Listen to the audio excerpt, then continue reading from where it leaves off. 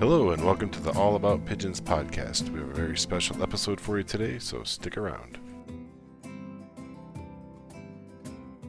Today we have with us Gabe Glenn. Gabe was introduced to pigeons around the age of 9 years old. He is a co-founder and the president of the All Ohio Roller Club. Here's a list of some of the bigger wins he has achieved. 2021 Regional NBRC Fly, second in the 11 bird, third in the 20 bird. 2022 NBRC Regional 11 bird, first and second. 2022 NBRC National Final 11 bird, first and third, winning the national win, the highest recorded score in the history of 702 points. 2023 AORC All Ohio Fly, first place. 2023 NBRC Regional 11 bird, first place. 2024 World Cup Regional Fly, second place. 2024 World Cup Final, third in North America and 13th overall. 2024 AORC All Ohio Fly, third place. Just a couple of weeks ago, he won the NBRC Regional Fly and the NBRC National 11 Bird Fly for the second time. Today, we're going to talk about pairing up rollers for the breeding season that we're all starting right now. So thanks for coming on and talking with us, Gabe.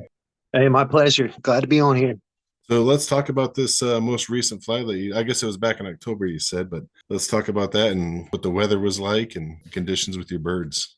Going into the fly, we have more BOP pressure toward the fall. In my preparation, I was getting, just random falcon and hawk attacks and stuff. And it was almost to the point where it's throwing me off. I was having to hold the birds back a little more than what I felt comfortable doing. And I had to kind of keep a tighter leash on them, watch those fly times and stuff like that. I was able to get a window the last week in preparation and fly the birds a few times and kind of dial them in and see what birds were really working for me and put a kit together. On the actual finals day, the barometric pressure was really high. It was like the highest I had ever seen. It was like 30.53. That affects rollers in many ways. Like for mine, when the pressure's real high, they're kind of reluctant to come out of the box.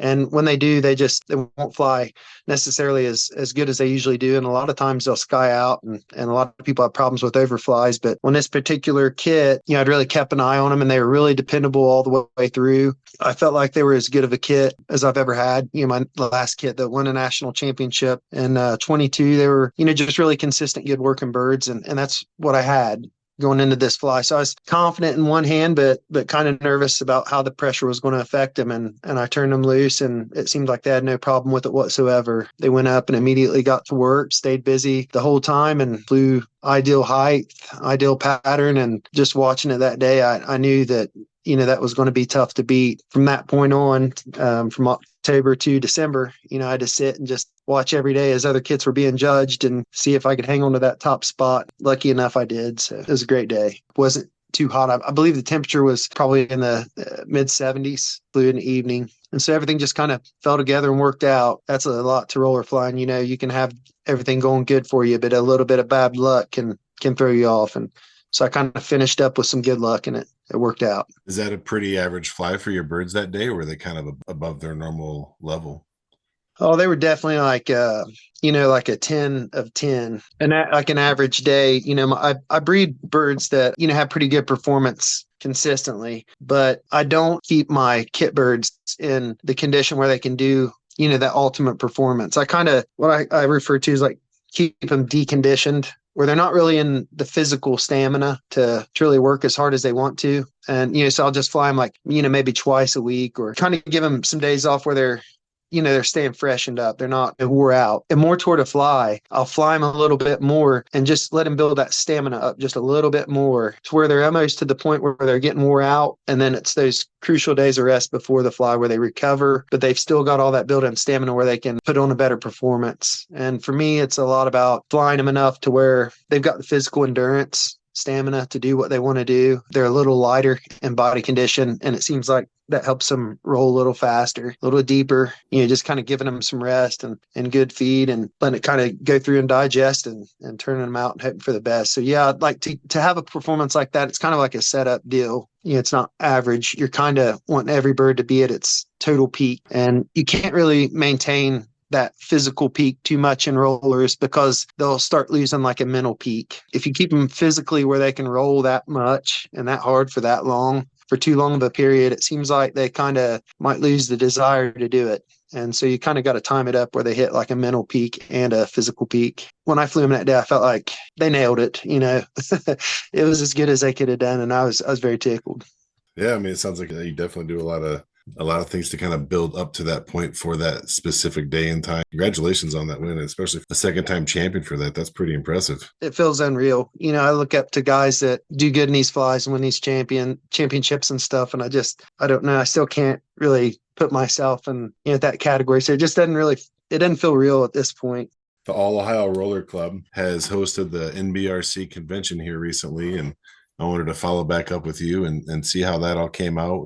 The convention, it went great. It was a good weekend of just being around a lot of guys with the same interest. I don't think you could take any other group of people that are in the same hobby and put them together and have that many good people in one spot. I mean, just everybody, just top notch, just good people. You're always in good company. At the time, it really never dawned on me till after it was over. Everybody that was there was as into roller pigeons as I was. And so that kind of took a while to sink in. You think it'd be like common sense or whatever that it would be like that. But honestly, I'm so used to being in situations where I'm, a little bit above and beyond your average guy in pigeons. So, I'm head over heels in them. And well, heck, by the time it was all said and done, I was like, man, these guys are ate up with these things just as bad as I am. And that's pretty neat. I think that's one thing, going to these conventions, it's just a real good experience to be with a lot of people that are doing extra for the hobby.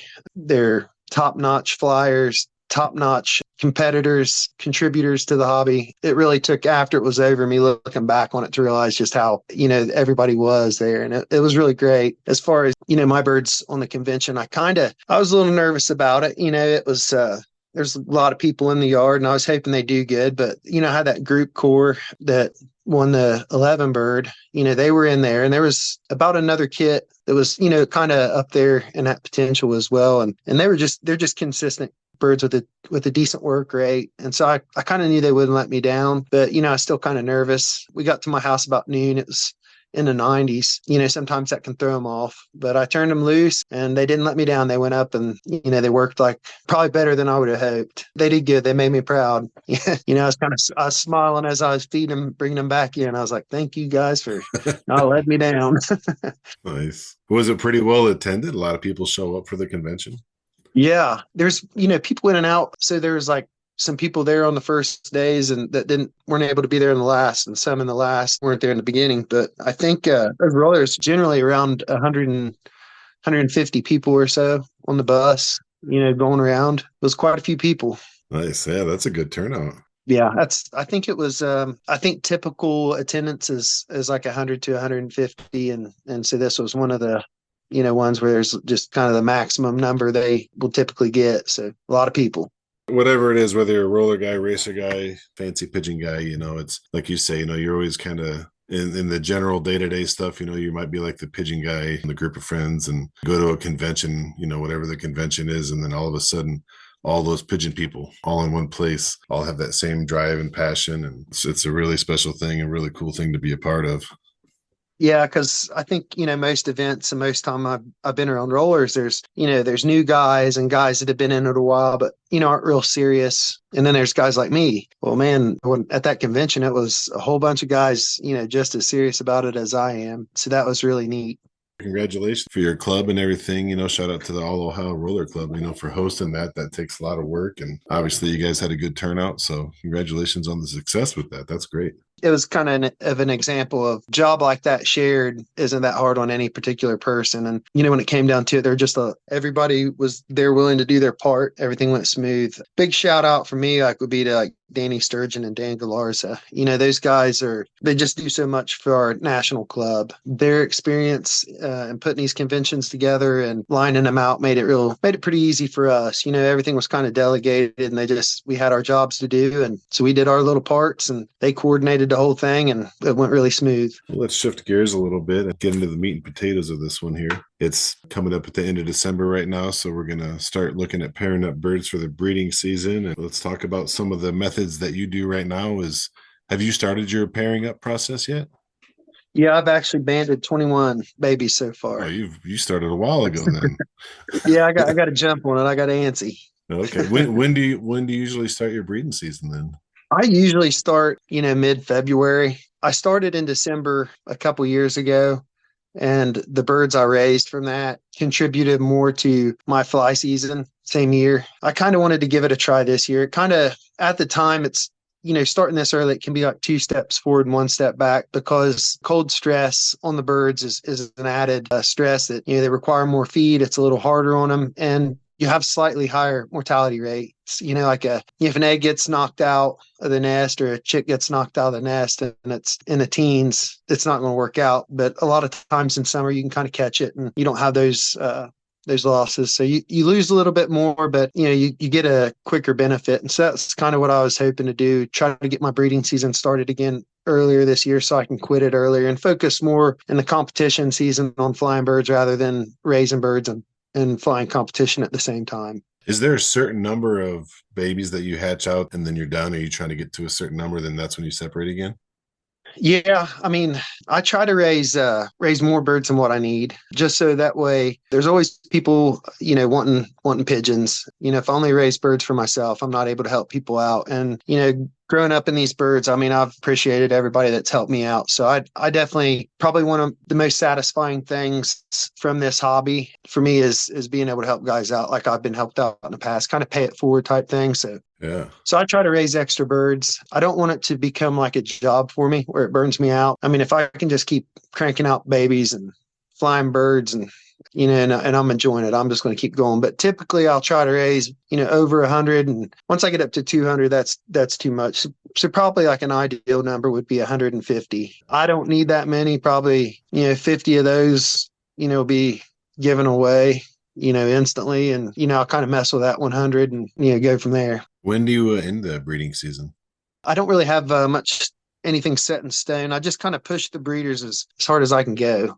When I see them start looking more wore out, they need rest or they're wanting to start mold, I'll split them up. I mean, some guys will only raise 3 rounds out of pigeons. I'll raise 5 or 6. I've raised up to 10 rounds actually, or more in a year out of a pair, natural, not fostering and stuff. But I give birds, supplements and kind of keep an eye on them. I don't really have any problems losing birds or burning birds out, so I just keep going. I kind of go by them. If they kind of look like they're becoming uninterested in breeding or it's too much for them, I'll split them up. But if hens keep laying and they keep raising, I'll let them go. But so I know that's kind of not really a good, clear answer to your question. But so this year, I'm hoping to have everything stopped by probably April or May. Okay. So I'll get, December round, January, February, March, and April, and hopefully shut it down by May. Do you have nest boxes and you control who's pairing up with who? I actually do open loft. I like the benefits as far as how much easier it is to maintain. That's the biggest, the other benefit. It's kind of like they feed off of each other. They kind of gain momentum. So cocks will start, they'll start pairing up. They'll driving hens together. It's more of like a natural atmosphere, to keep them going. And it just seems like they enjoy it better. I've done individual breeders and they just, I don't know, in a way they just kind of, seem like they're in a prison cell together. Where in an open loft, I mean, it just seems more natural, like they enjoy it. And I think just by that, their eagerness to breed and kind of working as a group to be stimulated to breed, I think it's just, you can get a little bit more production that way out of them.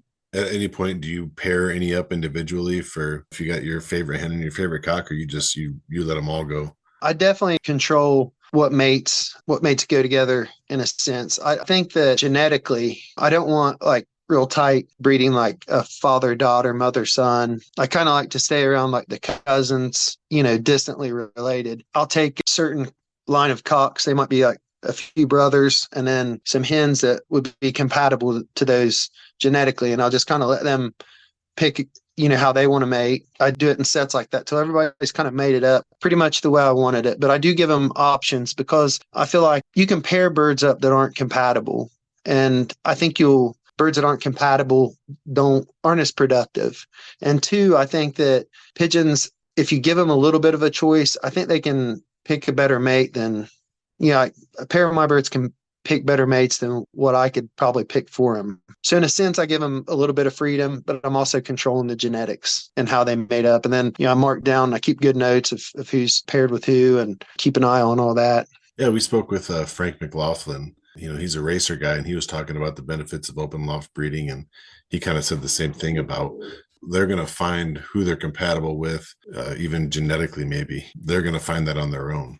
Yeah. One of the benefits of having an open loft is that, and they'll probably feed better, take care of their babies better, everything else. So Yeah, I definitely agree 100% with that. And two, like, when I first got into this, I didn't really know how to pair them up, what direction to go. To me, I felt like you're always better to, instead of try to show your pigeons how to do things, like let them kind of do things and then sit back and observe what works and what doesn't. By giving them freedom, some of them have bred like in ways that I would feel like traditionally wouldn't be compatible, but it actually produced some of the better birds. Like in rollers, some guys, will go a short pigeon to a deep pigeon, a big pigeon to a small pigeon. It's like they're always trying to balance everything out. I gave my birds enough, selection where they could choose, and a lot of times they wouldn't balance each other out. I had two shorter rollers mating up, two bigger ones, a lot of stuff like that.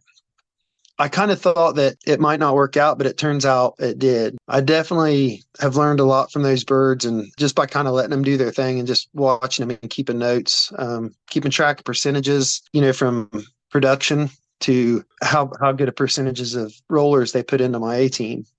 do you have more than one type of family in your loft?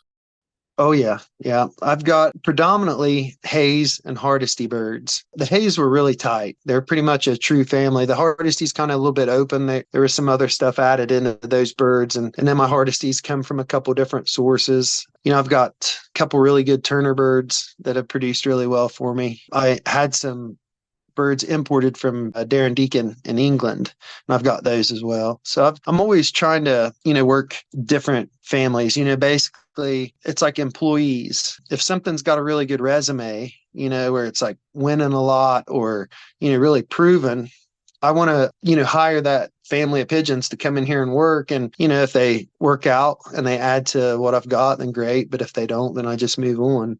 And you'll let all these different families all breed together?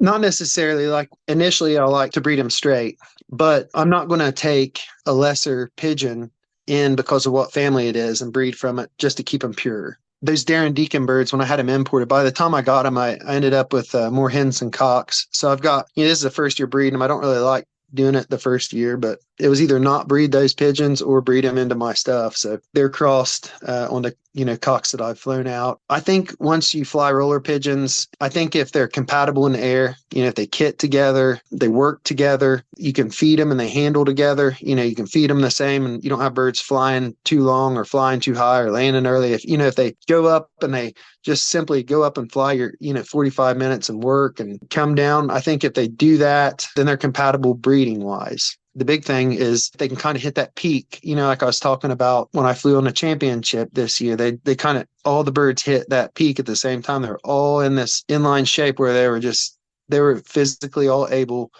to do the best they could do on that day. So if you can get birds to peak together and fly together and handle together, I mean, it doesn't really necessarily matter if you breed them pure or cross them or whatever. They just produce a spectrum of what they are, no matter what way you do it. And so if you can't tell them apart when you're flying them and handling them, feeding them and pointing them out, they're pretty much compatible. But I like to make sure that they're compatible before I start really crossing everything and going that route. So for an example, like if these English birds, if I get the pure ones and I can't get them off the roof, I have to train them completely different than what I've already got. Well, that'd be like a fork in the road. I'd have to look at the birds' potential. Do these English birds have more potential than the birds I've got now? What way am I going to go with it? But if they go up and they fly with my birds and work just like my pigeons, and when I'm putting the best 20 together, if some of those are in there and some of my birds, and well, that really wouldn't matter to me if they cross. But initially, I'd like to see it pure to know that for sure before I'd start really crossing. Yeah, and that's why I was asking about the multiple families. Is if you're doing different feeding methods or training methods, and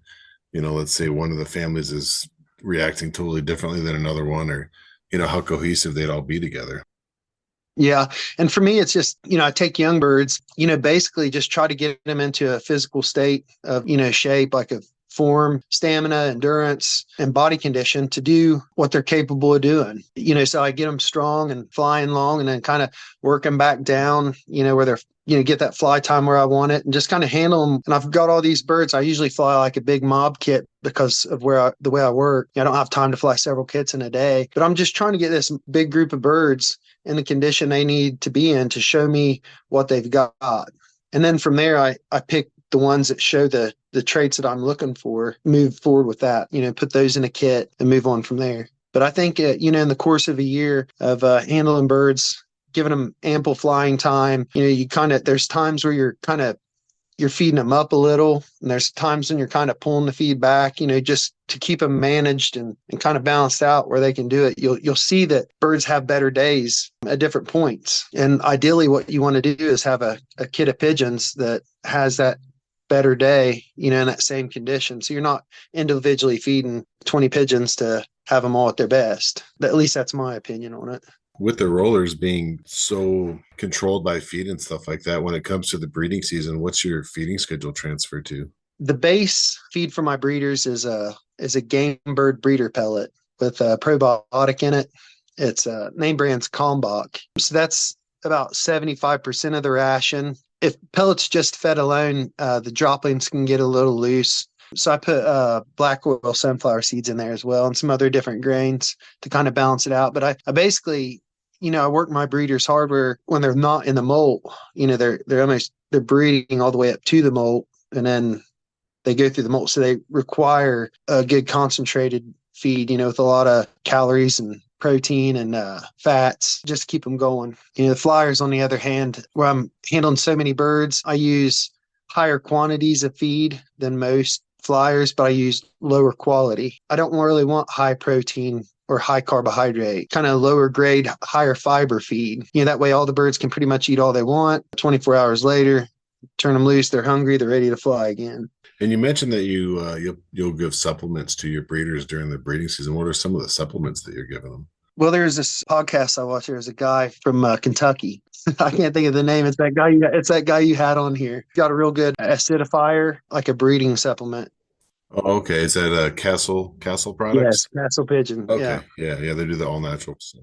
They're listening to this podcast and picked up on that, and I thought that would be really good to try. So I'm using that this year. I really like what I'm seeing. I'll also use Dr. Pigeon. It's got everything in it, man. I think probiotics are really important as well. Probiotics, electrolytes, vitamins, minerals. I give grit, a loose mineral, free choice salt, which a lot of people say don't do it, but I've had a lot of good luck with it. I just basically give my pigeons about every vitamin, mineral, and supplement that they could possibly need. And I feel like if it's there, they're not going to eat it if they don't need it. And if they do need it, they have it, right, to eat it.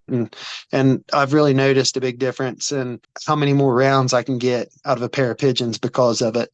Get more pigeons out of a shorter period of time. And like you say, get right back into focusing on competition flying.